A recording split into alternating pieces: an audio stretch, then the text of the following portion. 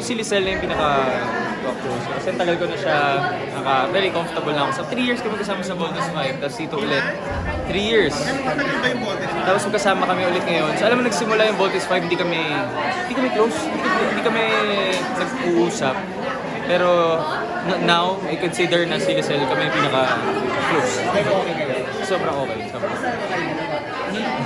Score yung Hindi, ano kami, sobrang, ano pa namin, actually super comfortable, yun lang.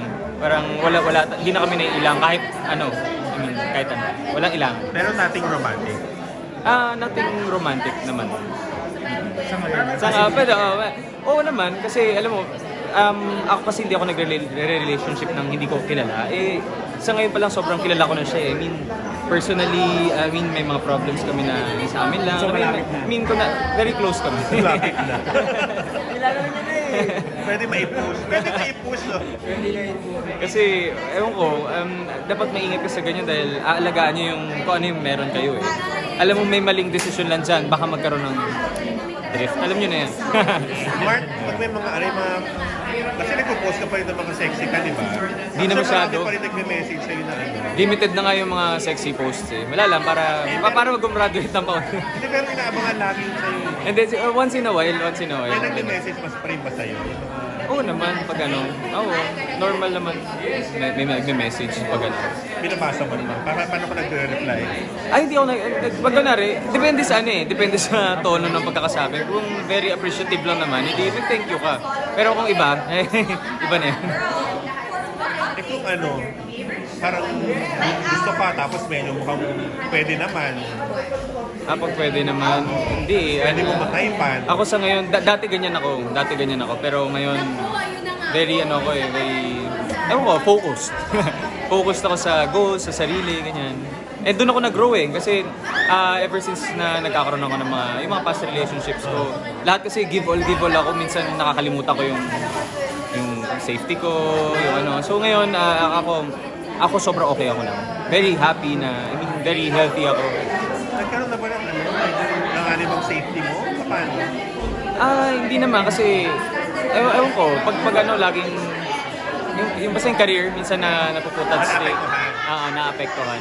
Minsan nawawalan ako ng oras, tulog, mga ganyan. Nakakalimutan mo yung sarili mo? Nakakalimutan ko yung sarili ko. Actually, nawawala yung focus ko. Yun yung pinaka-reason. So yung manage, like kakatapos lang ng Pasko, wala kang Hindi, actually ngayon, sobrang masaya ako kasi na-realize ko na kapag nakafocus sa sarili ko, lahat ng mga goals ko, nakuha ko ngayon, nakapag-ipon ako, may negosyo ko, may nakakabili ako for myself, for my family.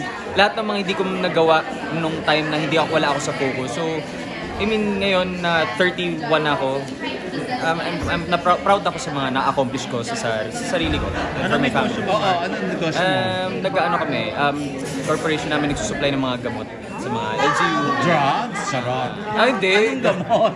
Grabe. Anong gamot? Hindi, mga medicine and medical supplies. Wow! Malaki hospital? Saan? Sa LGU.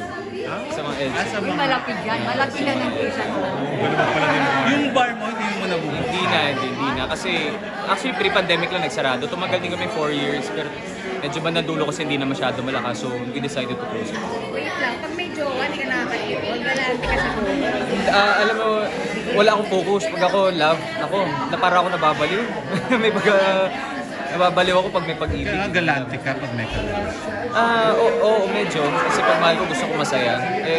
Alam mo yun, kahit di naman, actually, lahat ng mga naging karelasyon, wala namang maluho. Pero, kasi pag gusto ko lagi nakasmile yung lagi masaya. So, nagbibigay ako ng mga bagay.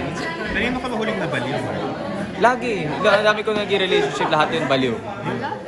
Yung 5 years ago, sino may nakarelasyon mo? Hindi non-showbiz non-showbiz. Ano siya? Ha? Ano siya? Actually, wala. What do you mean? Ano siya? Anong career? Ano siya? Actually, kaibigan ko noon, parang naging katulungan.